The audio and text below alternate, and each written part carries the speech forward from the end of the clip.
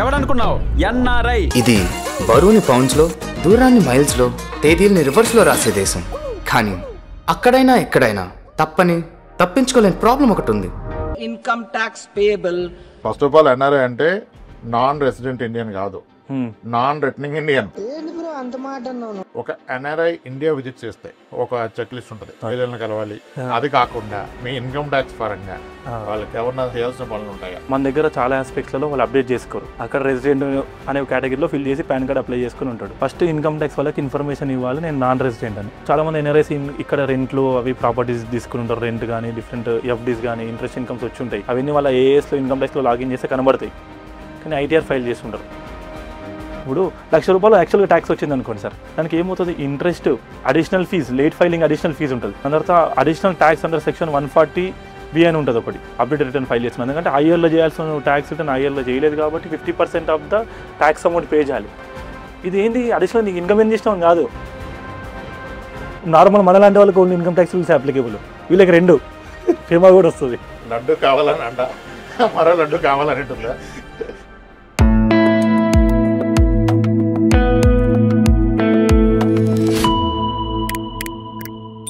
ఒక NRI India visit చేస్తే ఒక 45 days 2 months ఉంటాయి. ఒక చెక్ లిస్ట్ ఉంటుంది, పిల్లలను కలవాలి, ఈ టెంపుల్కి వెళ్ళాలి. అది కాకుండా మీ ఇన్కమ్ ట్యాక్స్ పరంగా వాళ్ళకి ఎవరన్నా చేయాల్సిన పనులు ఉంటాయా? తప్పకుండా. యాక్చువల్గా చాలా మంది ఎన్ఆర్ఐస్ ఏంటంటే రెసిడెంట్గా ఉండి వెళ్తారు, వెళ్ళిన తర్వాత జాబ్లో పడి ఇంకా అక్కడే రెగ్యులర్ లైఫ్లో లీడ్ చేస్తూ ఉంటారు. కాకపోతే ఏంటంటే మన దగ్గర చాలా ఆస్పెక్ట్స్లలో వాళ్ళు అప్డేట్ చేసుకోరు. ఎన్ఆర్ఐ రెసిడెన్షియల్ స్టేటస్ కానీ కొన్ని అకౌంట్స్లో మార్చడం కానీ కొన్ని ఆస్పెక్ట్స్ చేయాల్సి వస్తుంది. కొన్ని ఆస్పెక్ట్స్ ఏంటంటే అక్కడ నుంచి ఆన్లైన్లో కూడా వర్చువల్గా చేయించేవి ఉంటాయి, కొన్ని ఫిజికల్గా వచ్చినప్పుడే చేసుకోవాల్సి వస్తుంది.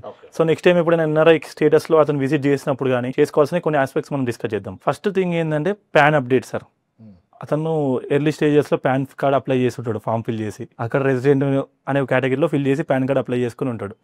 ఫస్ట్ ఇన్కమ్ ట్యాక్స్ వాళ్ళకి ఇన్ఫర్మేషన్ ఇవ్వాలి, నేను నాన్ రెసిడెంట్ అని. అది ఎట్లాగా?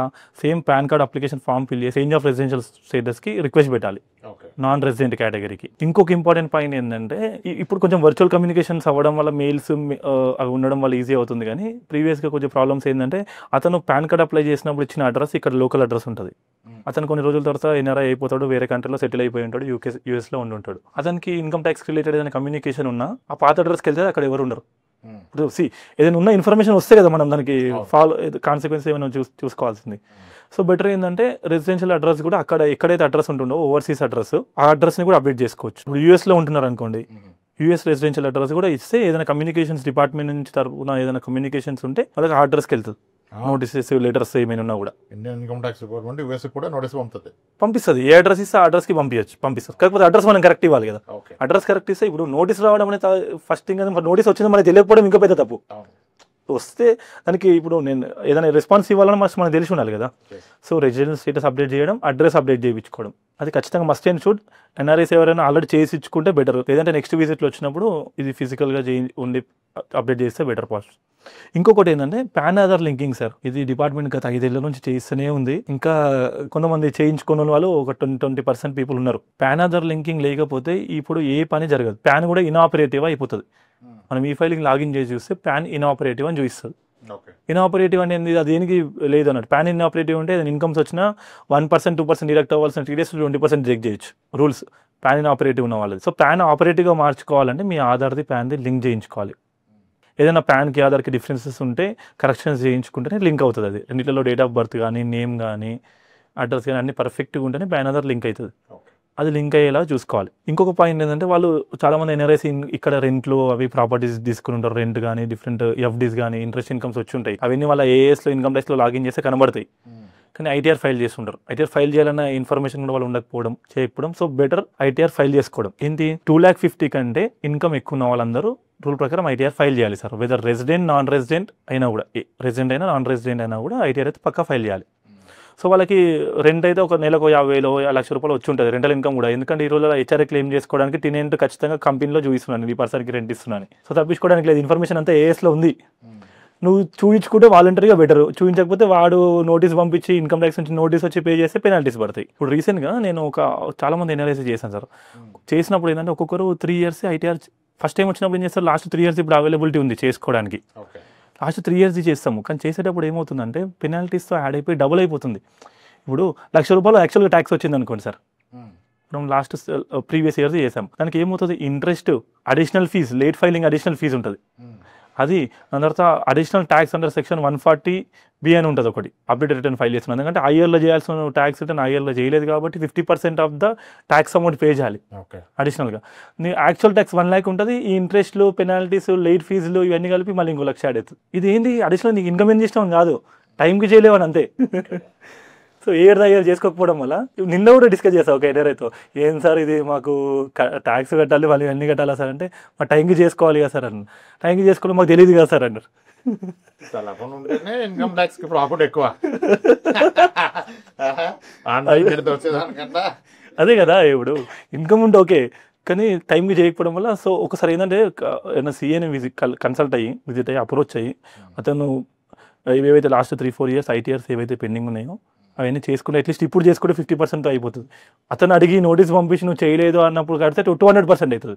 ట్యాక్స్ 1,00,000 200% పెనాల్టీ, ఇంట్రెస్ట్ అవి కలిసి 1,00,000 కాస్త 4,00,000 అవుతుంది. ఫస్ట్ ఒకసారి ఎవరైనా సీఏ తెలిసిన వాళ్ళు ప్రొఫెషనల్ని కన్సల్ట్ అవుతే they will help you taxes అవన్నీ చేయడానికి. అది పాన్ కార్డ్ లో రెసిడెన్స్ స్టేటస్ అప్డేట్ చేసుకోవాలి, పాన్ ఆధార్ లింక్ చేయాలి, ఇన్కమ్ ట్యాక్స్ డిపార్ట్మెంట్ లో పాత నోటీసులు ఇన్కమ్ ట్యాక్స్ ఒకసారి కన్సల్ట్ అయ్యి ITRs ఏమైనా పెండింగ్ ఉంటాయి ఫైల్ చేసుకోవడం బెటర్. ఇప్పుడు మళ్ళీ 2 years తర్వాత రిగ్రెట్ అయ్యి ఓపెన్ చేసి చూసుకుంటే డబల్ కట్టాల్సి వస్తుంది. చాలా ఫియర్స్ ఉన్నాయి సార్ NRS కి. అవును, అంటే వీటికి సరైన పాయింట్ ఆఫ్ కాంటాక్ట్, ఫస్ట్ సరైన పాయింట్ ఆఫ్ కాంటాక్ట్ లేకపోవడము, వాళ్ళకి ఏంటంటే ఇన్ఫర్మేషన్ కూడా లేకపోవడం, అంటే వాళ్ళ డే టు డే లైఫ్ లో అక్కడ మింగిల్ అయిపోయి ఉంటారు కాబట్టి ఇక్కడికి వచ్చినప్పుడు మేబీ కొంచెం టైం తీసుకొని ఇట్లాంటి వాటి మీద కూడా టైం పెట్టాలి. అంటే ఇక్కడ కొన్ని షార్ట్ ఫాల్స్ ఉన్నాయి సార్. ఇప్పుడు మొన్న ఒక ఆయన వచ్చారు, US లో రెస్టారెంట్ నడుపుకుంటారు ఆయన ఇక్కడ ఎయిర్ ఫోర్స్ లో రిటైర్డ్ అయ్యి అక్కడికి వెళ్ళారు, పెన్షనర్, స్టేట్ బ్యాంక్ అకౌంట్ లో పెన్షన్ పడుతుంది. ఓకే, ఇప్పుడు స్టేట్ బ్యాంక్ అతను అన్నాడు, సార్ నేను NRI కదా, నాకు ICICIలో అక్కడేమో NRO అకౌంట్ ఉంది, దీన్ని NRO చేయను అని అడిగాడు.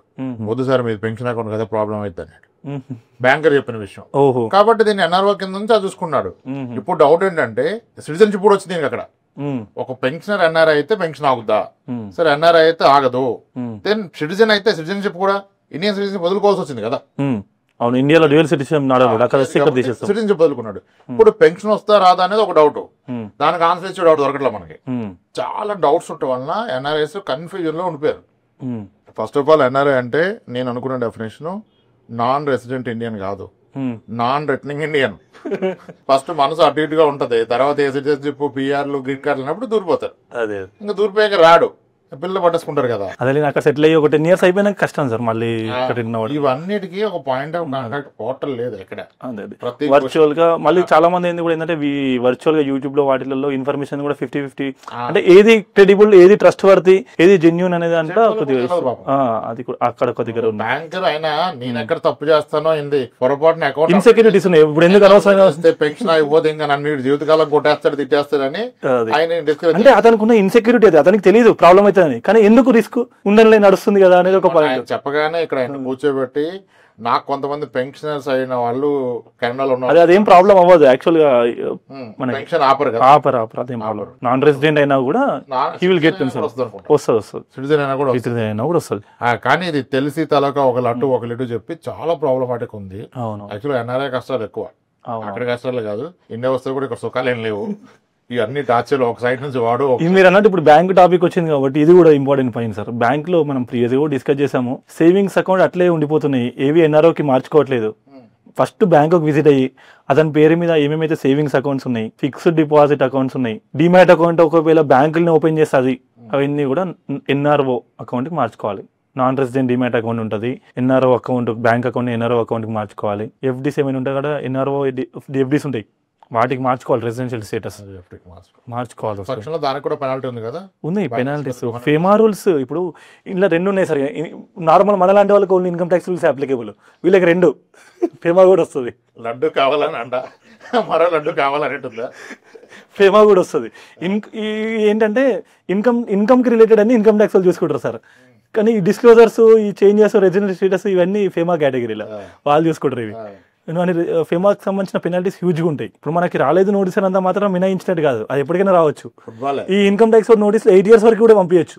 ఇప్పుడు ఈ సంవత్సరం రాలేదు అంటే దాని మీనింగ్ రాదని కాదు కదా, నెక్స్ట్ 7-8 years ఎప్పుడైనా రావచ్చు. వచ్చినప్పుడు వాడు ఏం చేస్తాడు, ఇన్ఫర్మేషన్ తెలిస్తే మొత్తం 4-5 years ఒకేసారి ఓపెన్ చేసేస్తారు స్కూటీని. ఫెమా పట్టుకుంటది, ఆర్బీఐ పట్టుకుంటది, ఈడీకి ఇస్తారు, డిఫరెంట్ ఉంటాయి. అమౌంట్స్ ఎక్కువ ఉంటే ఎక్కడి దాకైనా పోతారు వాళ్ళు. ఇంకొకటి మన ఇన్కమ్ ట్యాక్స్ కి సంబంధం లేని టాపిక్ ప్రాపర్టీ ట్యాక్స్లు సార్. ఎన్ఆర్ఐస్ ఉంటారు, రెంట్ వస్తుంది, అకౌంట్లో పడుతూ ఉంటుంది, తెలిసిన వాళ్ళ అకౌంట్లో ఇస్తారా, కొంతమంది వాళ్ళ ఎన్ఆర్ఐ అకౌంట్. ప్రాపర్టీ ట్యాక్స్ దగ్గర చాలా మంది మిస్ చేస్తున్నారు. అంటే నాకు తెలిసిన క్లయింట్స్ నేను చూసింది, ఇప్పుడు వాళ్ళకి రెంటల్ ఇన్కమ్ ఉంటుంది సార్, ఇన్కమ్ ఫ్రమ్ హౌస్ ప్రాపర్టీలు చూపిస్తాం. ప్రాపర్టీ ట్యాక్స్ అయితే ఖచ్చితంగా పే చేసి ఉంటారు. మున్సిపల్ ట్యాక్సెస్కి ఎక్స్పెండిచర్ అలా ఉంటుంది అన్నట్టు. సార్ ప్రాపర్టీ ట్యాక్స్ కట్టారు కదా, బిల్లు పంపినంటే లేదు సార్ 2-3 years నుంచి ఏం చేయలేదు, మరి అంటే మర్చిపోయి ఉంటాడు. చిన్న అమౌంట్ కానీ చిన్న అమౌంటే కానీ ప్రాపర్టీ ట్యాక్స్ దానికి అని కూడా పెనాల్టీస్ ఉంటాయి కదా, ఆ నోటీస్లోకి రాక. అది కూడా ఒకసారి ఇండియాకి వచ్చినప్పుడు ఏవైతే ప్రాపర్టీస్ ఉన్నాయో వాటికి సంబంధించిన ప్రాపర్టీ ట్యాక్సెస్. ఇంకొక పాయింట్ అంటే మేముండే కమ్యూనిటీలోనే ఎన్ఆర్ఐస్ ఉంటారు కదా, అది దానికి సంబంధించిన మెయింటెనెన్స్ డ్యూస్ కూడా కట్టరు. వాళ్ళకి ఎవరు ఫోన్ చేయరు కదా, అది లాకేసి ఉంటుంది సార్. ఇప్పుడు టెనెంట్ ఉన్నాడు అనుకోండి, ఇంటిమేషన్ టెనెంట్కి వెళ్తారు, కొంతమంది లాకేసుకుని వెళ్ళిపోతారు. మెయింటెనెన్స్ డ్యూస్ ఒక్కొక్కరికి లక్షల్లో ఉన్నాయి మన కమ్యూనిటీలో. అందుకనే సార్ ఎన్ఆర్ఎస్ ఎన్ని వద్దు తెచ్చి మా దగ్గర మ్యూచువల్ ఫండ్స్ లో పెట్టుకోండి. ఎన్ఆర్ఐ స్టేటస్ లో ఏ టెన్షన్ లేదు, ప్రాపర్టీ ట్యాక్స్ లేవు, మున్సిపల్ ట్యాక్స్ లేవు. ఇంకోటి మనకు అంటే మీ రిలేటెడ్ బిజినెస్ ఇన్సూరెన్స్లు ఉంటాయి కదా, హెల్త్ టర్మ్ ఇన్సూరెన్స్లో కూడా వాటిలో ఎన్ఆర్ఐ కేటగిరీ కూడా మార్చుకోవాలి. రెసిడెంట్ ఉన్నప్పుడు పాలసీ తీసేసుకుని టర్మ్ ఇన్సూరెన్స్ అట్లే డిపాజిట్ చేసుకుంటూ వెళ్ళిపోయి దాని తర్వాత ఎన్ఆర్ఐకి మార్చుకోకుండా ఇంటిమేషన్ తెచ్చుకోవాలి. ఇంటిమేషన్ ఎన్ఆర్ఐలో తీసుకుంటే ఎన్ఆర్ఐ స్టేటస్ లో చేయాలి. ఇండియా వచ్చినప్పుడు పాలసీ చేస్తే కూడా మేము అంటే ఇప్పుడు యాక్చువల్లీ జిఎస్టీ ఎవరు వస్తుంది, కానీ ఎర్లియర్ ఎన్ఆర్ఐ స్టేటస్ లో చేస్తే జిఎస్టీ పడేది కాదు. అందువరకు మేము ఎన్ఆర్ఐ స్టేటస్ లో చేసేది. అయితే ఈ టర్మ్కి ఏమో మెడికల్స్ దగ్గర అవుతుంది కాబట్టి అక్కడ ఉంటే ఎక్కువ కవరేజ్ ఇవ్వలేక ఇండియా వచ్చినప్పుడే చేసేది. అప్పుడు కూడా క్లియర్ గా మేము ఎన్ఆర్ఐ స్టేటస్ లో చేస్తే జిఎస్టీ ఎవరు వచ్చేది. ఇప్పుడు ఇక జిఎస్టీ లేదు కాబట్టి ఇష్టం. మరి అదే అంటే మీ దగ్గర ఉన్న వాళ్ళు మీరు కన్సల్టేషన్ చేయిస్తుంటారు, బయటకు కొంతమంది చేయించుకుని ఉంటారు ఆల్రెడీ, దాంట్లో వాళ్ళకి కూడా ఇన్ఫర్మేషన్ ఉంటే మార్చుకుంటారు. ఒక ఇంటిమేషన్ ఇస్తారు, ఇంటిమేషన్ ఇస్తుంటే బెటర్ కదా. రేపు నేను క్లెయిమ్ దగ్గర ఇది ఒక రీజన్ చాలు ఆపడానికి. అది వన్ ఆఫ్ ద పాయింట్.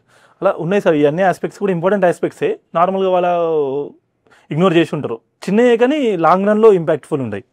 ఇప్పుడు ప్రాపర్టీ ట్యాక్స్ అనేది ఎంత చిన్న విషయం సార్. అది ఎన్ఆర్ఐ వస్తే ఇండియా ఇవన్నీ క్లీనప్ చేసుకొని అప్పుడు విహారయాత్రలు పుణ్యక్షేత్రాలు దర్శించండి, లేదంటే వాళ్ళు వేరే క్షేత్రాలు దర్శించాల్సి వస్తారు, డిపార్ట్మెంట్లో చుట్టూ తిరగాల్సి వస్తుంది. Very good sir, very good information. మన అందరు ఎన్ఆర్ఎస్కి ఇది రీచ్ అయ్యే విధంగా ట్రై చేద్దాం.